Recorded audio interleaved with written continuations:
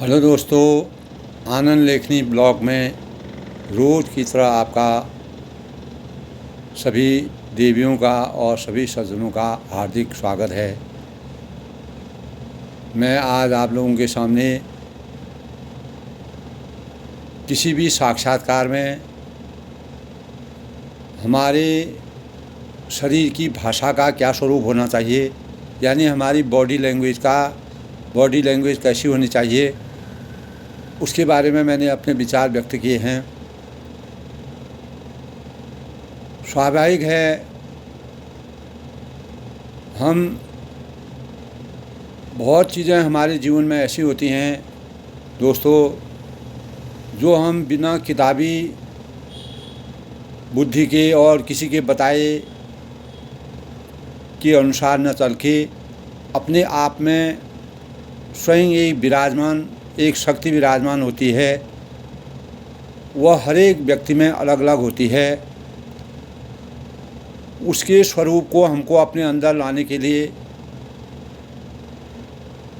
और किसी भी वक्ता या साक्षात्कार या वक्ता या जो भाषणविता होते हैं, वो अपनी भाषा का प्रयोग समाज के बीच में करते हैं या ऑडियंस के बीच में करते हैं।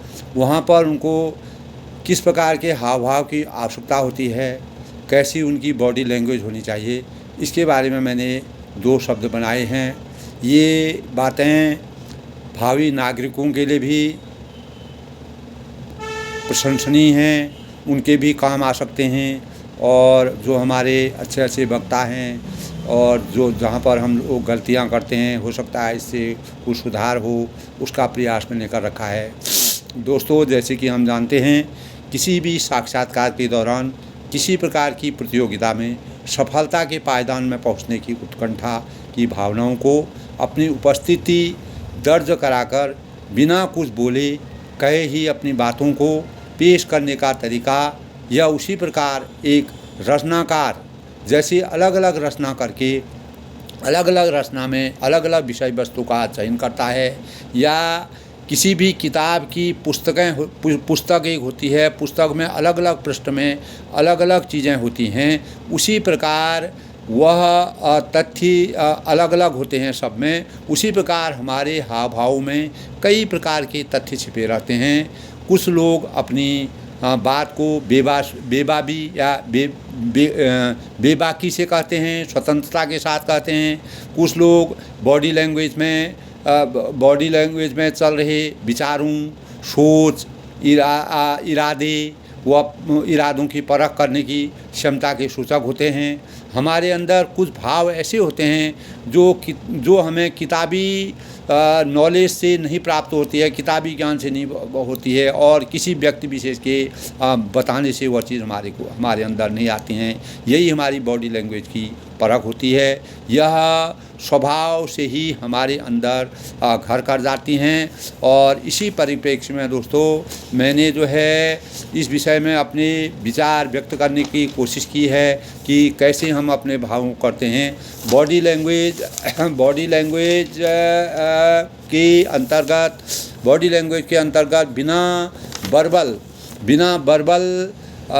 बिना शब्दों के प्रयोग से लोगों तक के साथ संवाद करने की प्रक्रिया होती है, जो हमारे व्यवहार से प्राप्त होती है, हमारे व्यक्तित्व से प्राप्त होती है, हमारे चरित्र से पता चलता है। यहाँ तक कि मन के विचार भी लोगों के सामने आ जाते हैं।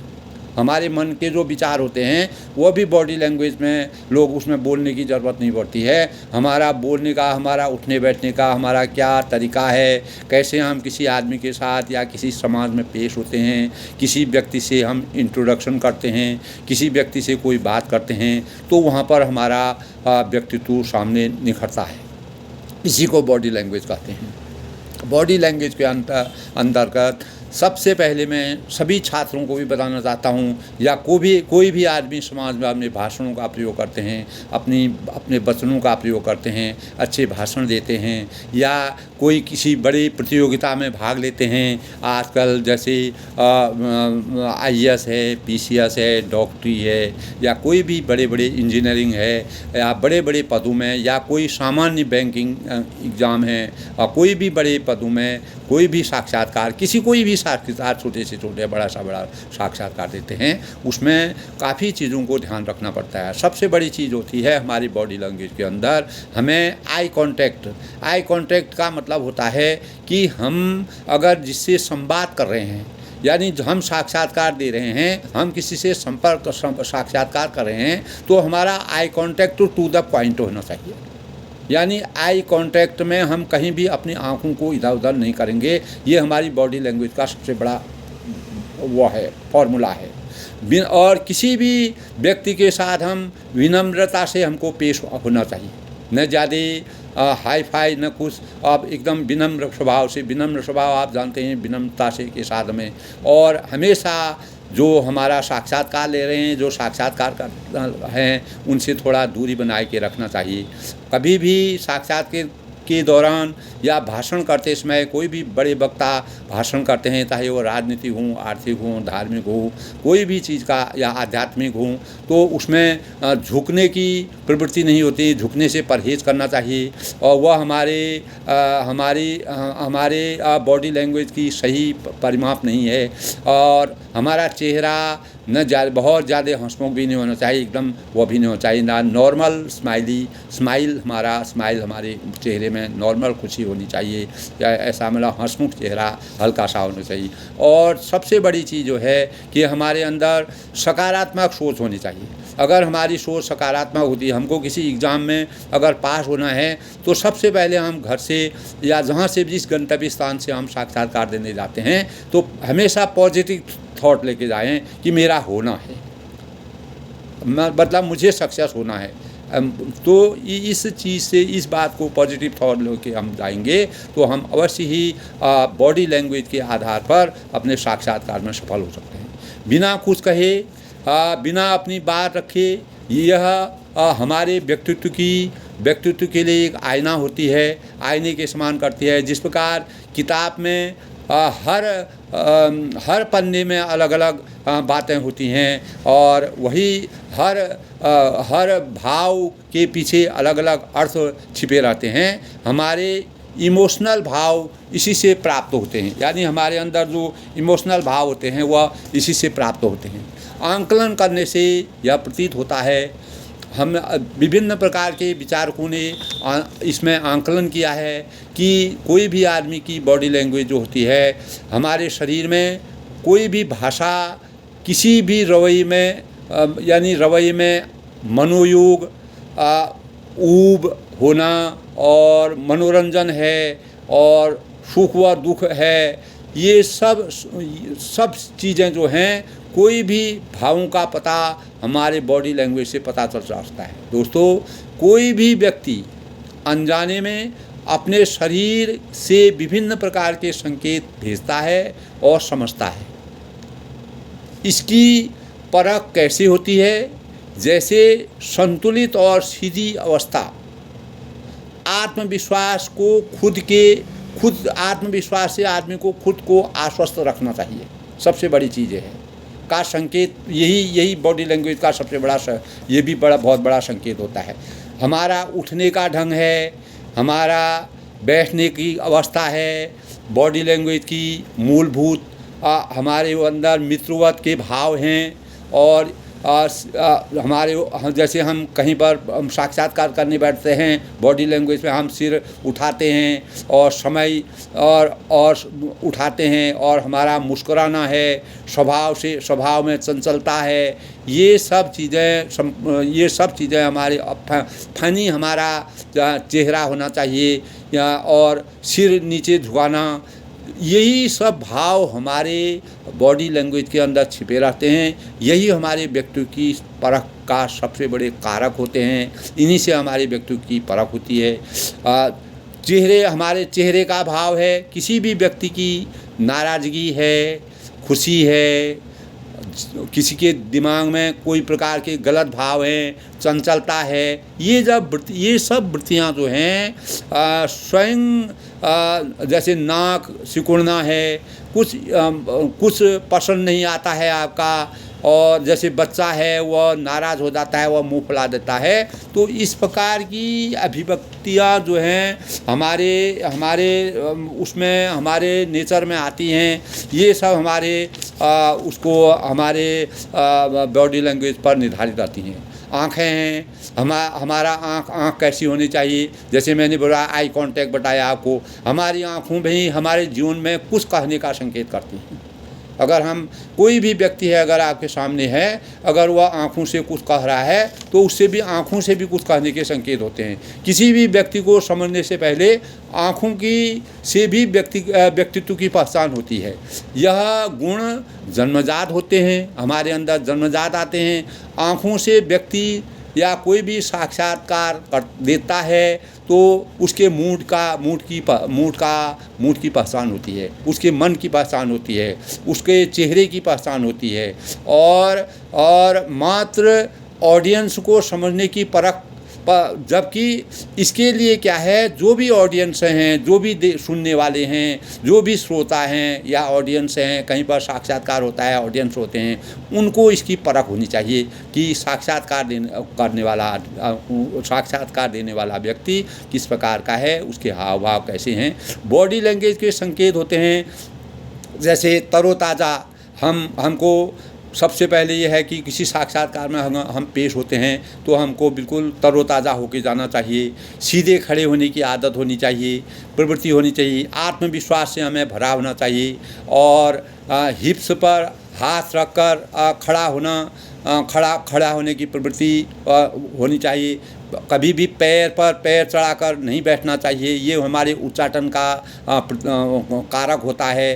पैर फैलाकर बैठना, आराम की मुद्रा में बैठना, पॉकेट में हाथ डालना, ये हमारी उदासी का कारण होता है। लेकिन अगर हम आराम की मुद्रा में बैठते हैं तो ये जो है हमारे लिए फ़ायदेमंद है। अगर हम गाल पर हाथ डालते हैं तो ये हमारी उदासी, अगर हम गाल पर हाथ लगाते हैं ये हमारी उदासी का सूचक होता है। गाल पर हाथ रखते हैं तो ये हमारे चिंता, यानी हम साक्षात्कार दे रहे हैं लेकिन कहीं ना कहीं हम चिंता में डूबे हुए हैं, ऐसा प्रतीत होता है। नाक को छूना या रगड़ना, अगर हम नाक रगड़ते हैं, साक्षात्कार दे रहे हैं, वहाँ पर बैठे हैं, अपना नाक रगड़ रहे हैं या नाक को छू रहे हैं, तो ये हमारे नाक को छूना या रगड़ना ये कॉन्फिडेंस की कमी को से लाचार आदमी रहता है, यानी उसके अंदर कॉन्फिडेंस नहीं होता है, तब वह ऐसी प्रतिक्रिया। इसमें अच्छे और बुरे दोनों प्रकार के गुण मैंने आपको बताए कि किस परिस्थिति में हमको क्या करना चाहिए बॉडी लैंग्वेज के अंतर्गत। अगर किसी साक्षात्कार में आपको बॉडी लैंग्वेज का अच्छा करना है कोई साक्षात्कार, तो अपनी बॉडी लैंग्वेज को आपको ऐसे बनाना चाहिए जैसे मैं आपको बता रहा हूँ। दोस्तों, अनेकों साक्षात्कार लेने वाले साक्षात्कारकर्ताओं के अनुमान के आधार पर एक इंसान के चेहरे पर लगभग 2,50,000 हाव भाव उत्पन्न हो सकते हैं। एक इंसान के चेहरे पर 2,50,000 हाव भाव उत्पन्न होते हैं। ये हमारे मनोवैज्ञानिक आधार पर, इस पर एक जगह मैंने पढ़ा था, तो मनोवैज्ञानिक आधार पर ये तथ्य निकल के आते हैं कि 2,50,000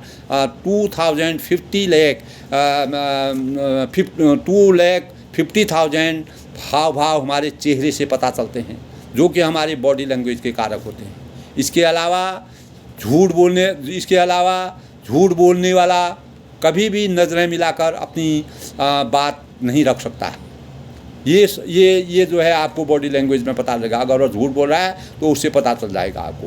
तेज़ी से बोलने वाला, जो तेज़ से बोलता है वह भरोसेमंद नहीं होता है। इस प्रकार की चीज़ें बहुत लोगों में होती हैं जो तेज़ी से बोलते हैं, तो उसमें भी आपका बॉडी लैंग्वेज के अंदर प्रश्नों के उत्तर में प्रश्नों का जो उत्तर होता है उसमें केंद्रित होने का आपको सेंट्रलाइज उसमें होना है। कैसे हम लोगों को अपने बातों से प्रभावित करें, उसमें केंद्रीकृत होने की सबसे बड़ी ज़रूरत होती है। ये हमारी बॉडी के पार्ट हमको बताते हैं। हमारी बॉडी आँखों की पुतलियों का घुमाव करना है, सकारात्मक व प्रभावशाली भाषा का प्रयोग करना है। और विज्ञापन कभी भी, जो इंसान विज्ञापन युक्त मुक्त भाषा का प्रयोग करता है, वही साक्षात्कार का सही वह होता है। अगर हम विज्ञापनों के अनुसार अपनी भाषा का यूज़ करेंगे तो वह हमारा सही साक्षात्कार नहीं है। अपने साथ लोगों को जोड़ने की हमको शक्ति होनी चाहिए। हम कैसे ऑडियंस को अपनी तरफ जोड़ सकें, कैसे हम साक्षात्कार में सफल हैं। अगर आपके बातों में आपके हाव भाव में सही सामंजस्य होगा तो आप किसी को भी अपनी तरफ जोड़ सकते हैं। अपने खास लोगों को जोड़ने की शक्ति होनी चाहिए। चेहरे के हाव भाव, आँखों की चमक, आँखों में चमक होनी चाहिए, चेहरे में हाव भाव होने चाहिए, इशारों को समझने की योग्यता हमको होनी चाहिए कि अगला क्या चाह रहा है, हमको क्या बोलना चाहिए। और इन सब शांत ढंग से हमें किसी के आगे पेश होना चाहिए। अच्छे साक्षात्कार के यही गुण हैं।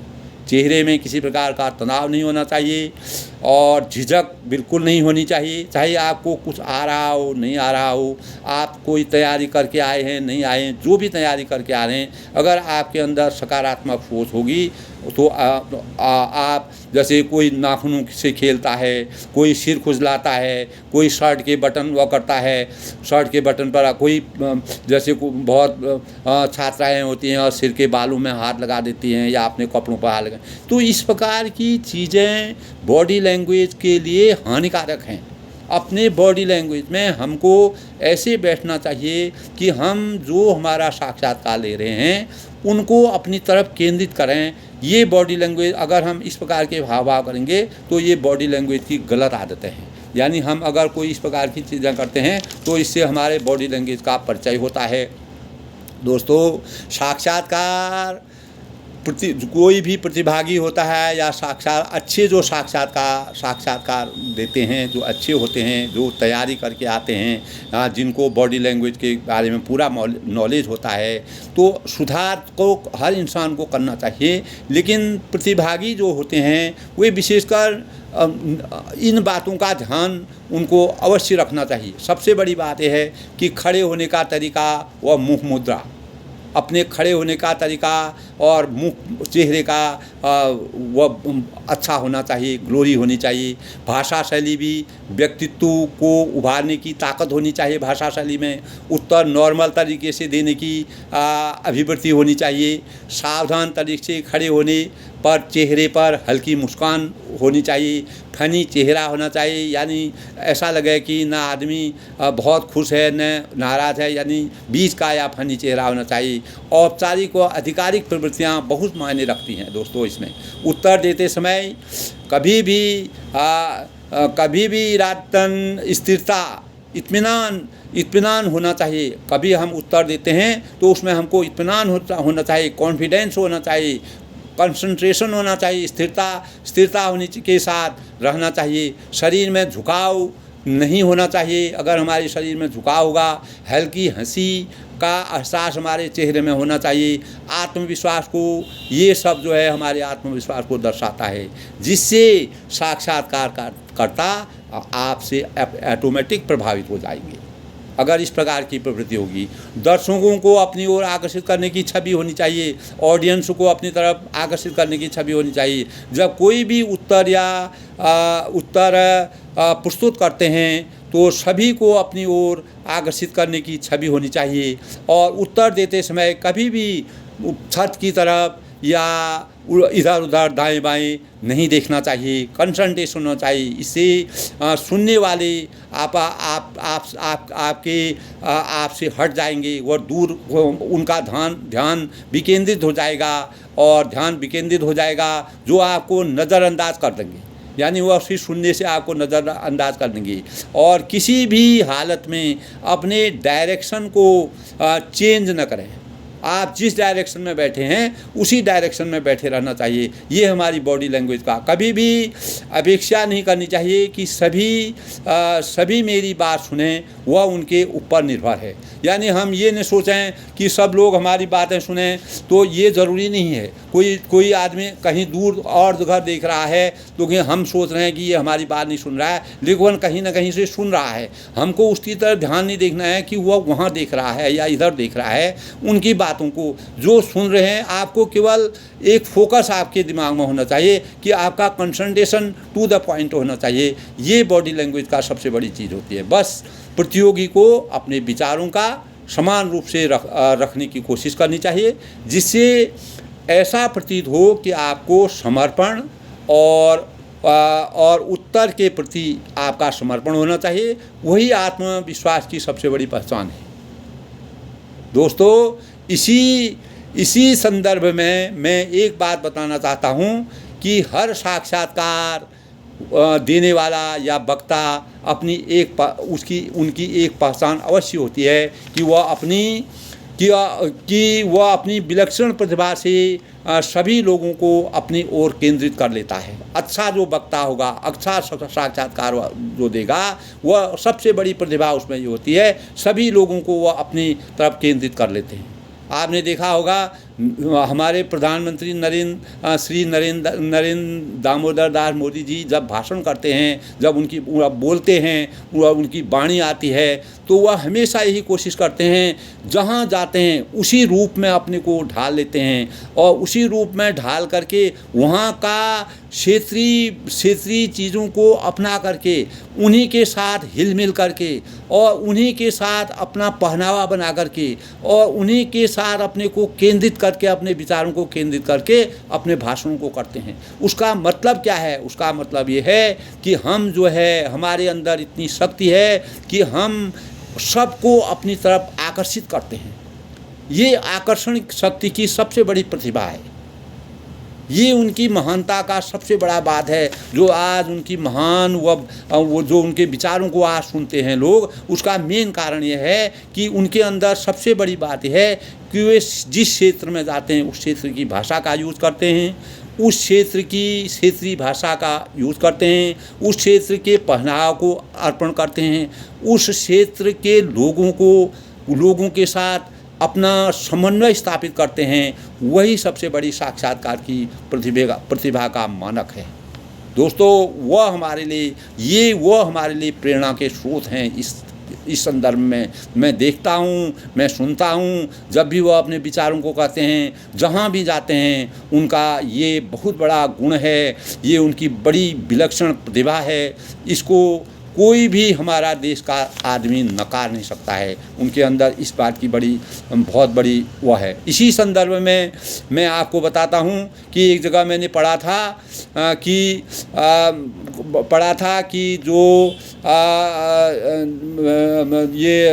जो ब्रिटिश के जो एक वो थे, विंस्टन चर्चिल थे, वो मैंने पढ़ा था, विंस्टन चर्चिल थे।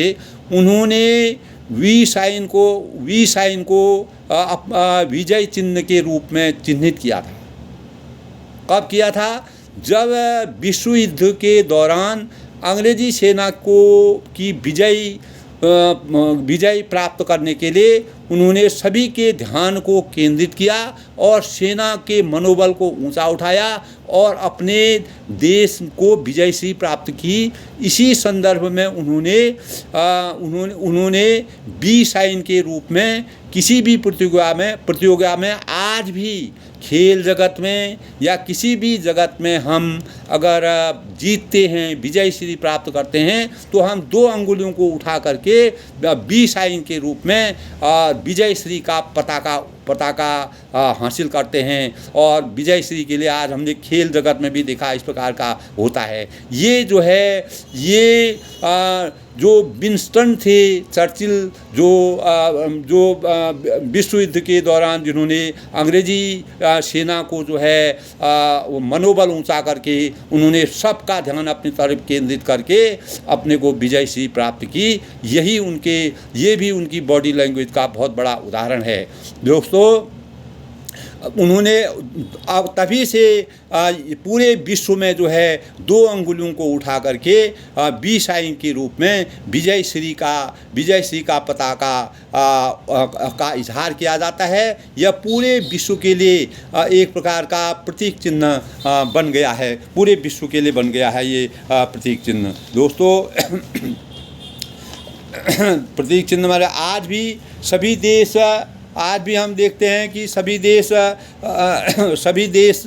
आज भी हम देखते हैं कि सभी देश खेल जगत या किसी भी साक्षात्कार में सफलता हासिल करते हैं तो बी साइन के रूप में 2 अंगुलियों को ऊपर उठाकर विजय श्री का इजहार करते हैं। आज सभी गणमान्य नेता हैं, वह खेल जगत है बी साइन को अपनी विजय श्री का प्रतीक चिन्ह मानते हैं और जिसमें 2 अंगुलियों को उठा करके ऊंचा उठा करके वह विजय श्री का ही हमारे खेल जगत में भी ऐसा दिखता है। इस प्रकार दोस्तों कोई भी प्रतिभागी या वक्ता अपने भाषणों या साक्षात्कार के दौरान अपने हाव भाव व एक्सप्रेशन से ऑडियंस को अपनी ओर केंद्रित या विजय या सफलता प्राप्त कर सकता है। हमें किस प्रकार ऑडियंस को के सामने पेश होना चाहिए, वह सभी को हमारे बॉडी लैंग्वेज पर कैसे हमको निर्भर रखना चाहिए और इन बातों का अनुपालन करने वाला ही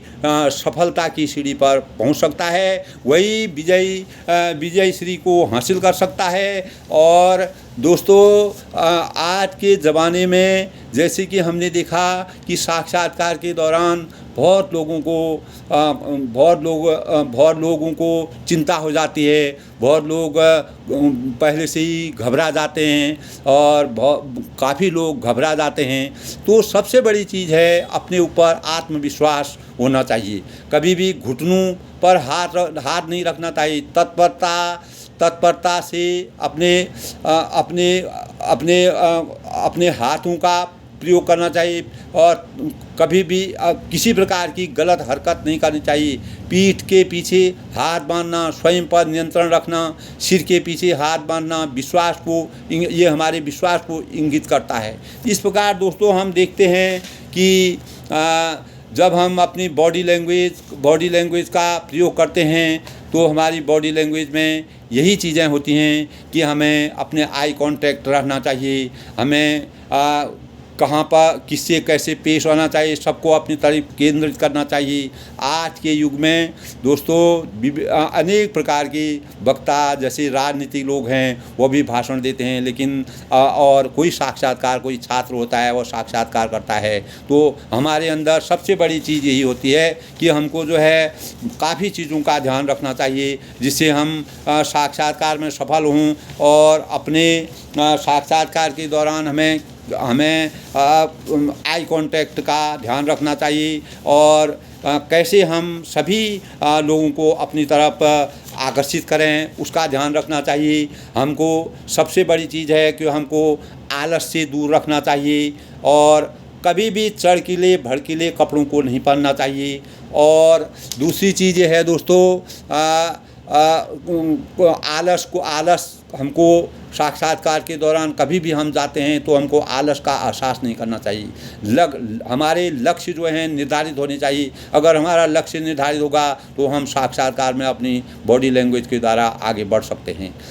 और लगातार हमको अगर कभी हम ऐसा होता है कि एक बार साक्षात्कार में वह जाते हैं तो हमारे प्रयास लगातार हमको करने चाहिए। अगर हम लगातार प्रयास नहीं करेंगे तो हम बीच में लड़खड़ा जाएंगे, हम अपने लक्ष्य तक नहीं पहुंचेंगे। तो कभी भी समय का मैनेजमेंट करना चाहिए, समय का सही सदुपयोग करना चाहिए। और अगर हम कहीं पर गलतियां करते हैं तो उससे हमको सीख लेनी चाहिए कि कहाँ पर हमने गलती की, या साक्षात्कार के दौरान कहाँ पर मेरे घर से उठने से मैं गलती हुई, कहाँ पर आई कांटेक्ट में गलती हुई, कहाँ पर मैंने बॉडी में कोई इस प्रकार की बातें की, कहाँ मेरे उठने बैठने में गड़बड़ हुई।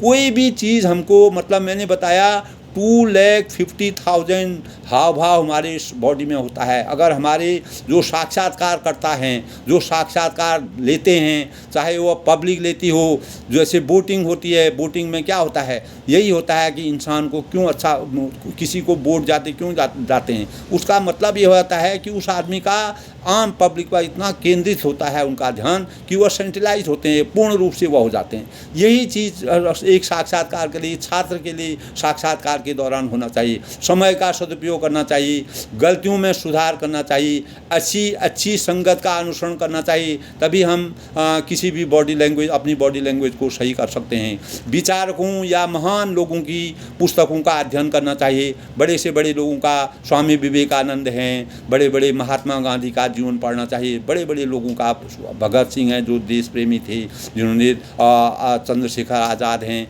उन लोगों के बारे में अगर बड़े विचारक हैं, बड़े कवि हैं, लेखक हैं, उनके बारे में पढ़ना चाहिए। तो उससे हमको सब जीवन की वास्तविकता का पता चलेगा। अच्छी संगत होनी चाहिए, विचारकों को, जो अच्छे विचारक हैं, जो अच्छे समाज सुधारक हैं, जिन्होंने देश के लिए सब कुछ किया, तो उनकी भावों को हमको सुनना चाहिए, उनको देखना चाहिए उन्होंने कैसे आगे बढ़ी। और आत्म सुधार, अपनी आत्मा में सुधार करना चाहिए कि कहाँ पर हमने गलती की। मानसिक स्वास्थ्य में और सबसे पहली बात यह है कि सबसे पहले अपने शारीरिक स्वास्थ्य को आप अच्छा बनाइए। किसी भी साक्षात्कार में आप जाते हैं, अगर शरीर सही होगा तो आप स्वस्थ रहेंगे, तो आपके उत्तर भी स्वस्थ होंगे, आपके उत्तर भी सकारात्मक होंगे।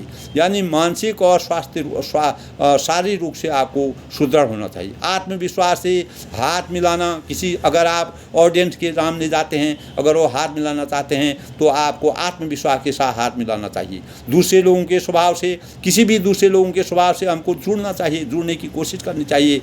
और छात्रों के लिए कक्षा में सेटिंग में सकारात्मक बॉडी लैंग्वेज का प्रयोग करना चाहिए। टीचर्स के साथ, अपने साथियों के साथ इस प्रकार का व्यवहार करना चाहिए कि आपकी बॉडी लैंग्वेज से ये पता चले कि मतलब ये एक मेधावी छात्र है और ये आगे बढ़ने वाला है। तो ये सब चीज़ें हमारे जीवन की बहुत बड़ी पहल करती हैं, इसी से हम आगे बढ़ते हैं। आज भी सभी देश खेल जगत में या किसी साक्षात्कार में सफलता को हासिल कर रहे हैं। और ये जो है दोस्तों, खेल जगत में भी एक टाइप का साक्षात्कार की होता है, उनका कंसंट्रेशन कैसा होता है। कहीं पर भी हम कोई कार्य करते हैं, हम राजनीति में होते हैं, राजनीति में आदमी अपने विचारों से, अपने भावों से लोगों को अपनी ओर खींचते हैं। कार्य करने की शैली उनकी होती है, कार्य की दौलत सब कुछ होता है। अगर हम परिश्रम नहीं करेंगे, अगर कोई बहुत छात्र जो हैं रात दिन पढ़ते हैं, लिखते हैं, सब कुछ करते हैं, लेकिन साक्षात्कार में वो असफल हो जाते हैं। तो साक्षात्कार के दौरान सबसे पहले आपको जो भी चीज़ें हमने, जहाँ तक मैंने प्रयास किया, मैंने ये प्रयास किया कि आपको मेरी बातों में कुछ समझ में आए कि हमारी बॉडी लैंग्वेज कैसी होनी चाहिए, हमको अपने साक्षात्कार के सामने कैसे पेश होना चाहिए, हमारे हाव भाव कैसे होने चाहिए, हमारा आई कांटेक्ट कैसा होना चाहिए, हमारे चेहरे का कैसा समन्वय होना चाहिए, हम कैसे दूसरे से विचार विमर्श करें, कैसे अपने भावों को विचार करें, कैसे हमें उठें, कैसे हम बैठें, कैसे हम क्या करें। ये सब चीज़ें जो हैं बॉडी लैंग्वेज के अंदर आती हैं। दोस्तों, आज मेरे दिमाग में ये बातें आई कि मैं कुछ छात्रों के लिए इस प्रकार की बातें लिखूं, तो जिससे उनको फ़ायदा हो, कहीं पर हमारा होनहार जो छात्र है वह आगे बढ़े। क्योंकि पढ़ाई के बाद जब आदमी बहुत लिटरेचर पढ़ता है, लिटरेचर पढ़ते पढ़ते वह बहुत मेहनत करता है, लेकिन साक्षात्कार में असफल हो जाता है। तो दोस्तों, साक्षात्कार कोई बहुत बड़ी चीज़ नहीं है। इसमें आपका अगर कंसंट्रेशन होगा, आपकी लगन होगी, आप सत्य बोलेंगे, आपके हाव भाव बड़े होंगे, अच्छे होंगे, कभी भी किसी साक्षात्कार के अंदर कभी भी निर्भीकता से आप साक्षात्कार दीजिए। कभी कोई झिझक नहीं होनी चाहिए, कोई शर्म नहीं होनी चाहिए। हम जितना सामान्य तरीके, सादा जीवन, उच्च विचार, इस टाइप के थॉट्स अगर आप रख के साक्षात्कार में पेश होंगे, चाहे वो डॉक्टरी हो, इंजीनियरिंग हो, IAS हो, PCS हो। मैं जनरली सुनता हूँ IAS PCS का इंटरव्यू होता है, वो लोग प्रेजेंस ऑफ माइंड की बातें बहुत करते हैं। आपको वहीं पर किसी चीज़ का उत्तर आपको वहीं पर देना है। इसी को कहते हैं प्रेजेंस ऑफ माइंड। यानी आपका उस समय जो चीज़ आप कर रहे हैं वहीं पर वह क्वेश्चन कर देंगे कि आपका ये कैसे आप करेंगे, आप हमको बताइए। तो प्रेजेंस ऑफ माइंड की बहुत बड़ी ज़रूरत होती है। इसके लिए हमको अंदर से अपने को तलाशना पड़ेगा, अंदर से हमको अपने बारे में सोचना पड़ेगा कि हमने ये कपड़ा, जैसे उन्होंने पूछा कि ये कपड़ा आपने क्यों पहना, इसका क्या कारण है, तो आपके पास उसका सटीक उत्तर होना चाहिए।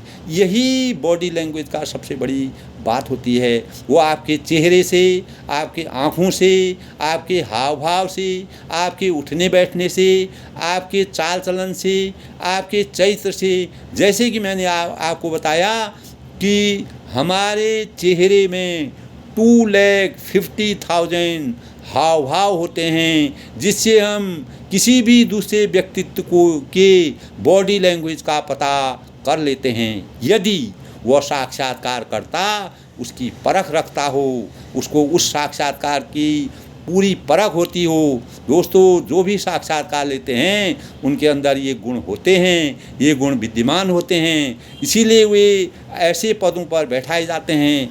IAS और PCS जो हमारे देश के सबसे बड़ा बहुत सबसे बड़ा पद माना जाता है, उन जगहों पर जो लोग साक्षात्कार लेते हैं वे बहुत ही मेधावी और विलक्षण प्रतिभा के होते हैं।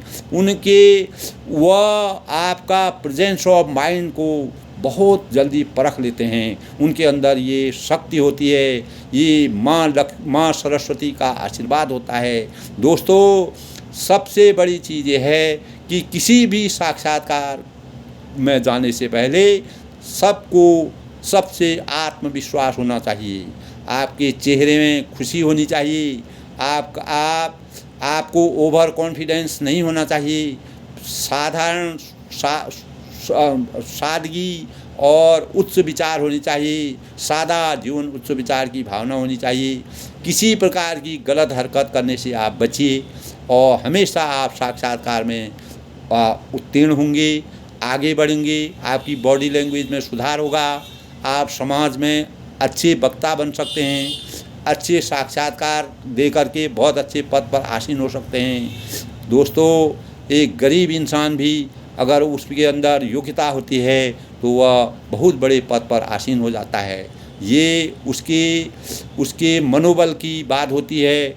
वह कहीं न कहीं उसके अंदर ऐसी प्रतिभा आ जाती है कि जो मैंने बताया कि बॉडी लैंग्वेज से हमको न कोई पढ़ाता है, न हम इसे पुस्तकों से प्राप्त करते हैं और न हमको ये माता पिता सिखा सकते हैं, न इसको हमको टीचर सिखा सकते हैं। ये अपने शरीर के अंदर के ऐसे भाव होते हैं जो हमको प्रेजेंस ऑफ माइंड को व्यक्त करते हैं हमारे। और कौन सा प्रश्न हमको किस समय कौन ऑडियंस, कौन साक्षात्कारकर्ता पूछेगा, इसकी परख हमको भी नहीं होती है, लेकिन यहाँ पर हमारे प्रेजेंस ऑफ माइंड की आवश्यकता होती है। दोस्तों, मैं भावी पीढ़ी के लिए बहुत ज़्यादा ध्यान देता हूँ। मुझे भावी पीढ़ी से ज़्यादा लगाव है, क्योंकि हमारे देश में भावी पीढ़ी बहुत ही विलक्षण प्रतिभा की है। मैं उनको किसी भी साक्षात्कार में अगर आप असफल होते हैं तो आप कभी भी पीछे मत हटिए। अपनी गलतियों का एहसास करते हुए आप पुनः उसका प्रयास कीजिए। अवश्य ही एक दिन आएगा आप सफलता की सीढ़ी पर आसीन होंगे। इन्हीं भावनाओं के साथ मैं परम पिता परमात्मा भगवान से प्रार्थना करता हूँ कि हमारे देश के भावी जो भी नागरिक हैं, जो भी भावी पीढ़ी हैं, वह अपनी बॉडी लैंग्वेज का अच्छा प्रयोग करें, जिससे जो भी चीज़ें मैंने बताई कहीं आपको और भी मिलेगा। तो मेरे पास मैंने जो भाव व्यक्त किए, हो सकता है मेरे भाव में भी कुछ कमी हो, लेकिन थोड़ा थोड़ा भी अगर आप कहीं से हासिल करेंगे, एक दिन आप सफलता की सीढ़ी पर अग्रसर होंगे। इन्हीं कामनाओं के साथ दोस्तों, अगर ये ब्लॉग आपको अच्छा लगा तो अधिक से अधिक लोग इसको शेयर करें, सब्सक्राइब करें, लाइक करें, मेरे मनोबल को आगे बढ़ाएं।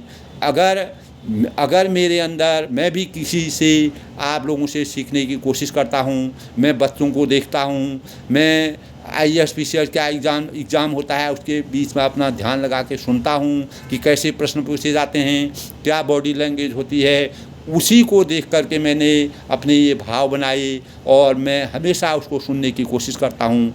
यूँ तो मैं वहाँ तक नहीं पहुँच पाया, लेकिन मेरी यही रहती है कि मुझसे अगर किसी को फ़ायदा हो तो उसके लिए परमात्मा मुझे कोई शक्ति दे, जिससे मैं सभी को सभी के लिए कुछ न कुछ पेश कर सकूं। दोस्तों, मुझे अंत में मैं सभी भावी पीढ़ी का अभिनंदन करता हूँ। उनकी बॉडी लैंग्वेज के बॉडी लैंग्वेज से सफल भविष्य की कामना करता हूँ, जिससे हमारा देश आगे बढ़ेगा और वह एक बहुत अच्छे पद पर आसीन होंगे। इन्हीं भावनाओं के साथ मैं बड़ों को नमस्कार करता हूँ, छोटों को मेरा आशीर्वाद है और सबका धन्यवाद, सबका अभिनंदन। भारत माता की जय।